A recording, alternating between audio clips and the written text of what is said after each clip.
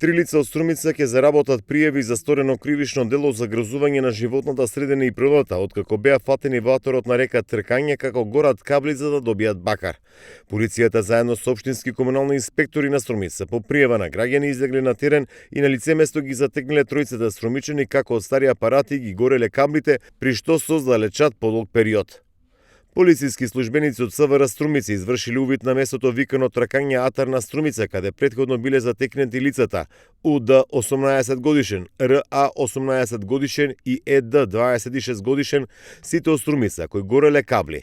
За настанот е запознаен јавен обвинител од Општинското јавно обвинителство Струмица и по целосно документирање на случајот против лицата ќе биде поднесен соодветна пријава поради сомнение за сторено кривишно дело за грозување на животната средина и природата по член 218 од Кривишниот законник. Стои во известувањето од полицијата. Ова не е прв случај како се откриваат лица кои горат каблица да добијат бакар. На социјалните мрежи Струмичани континуирано реагираат за појава на чат од локации каде се сомнева дека се гори отпад. Од општината апелираат вакви појави да се пријавуваат до инспекцијските служби.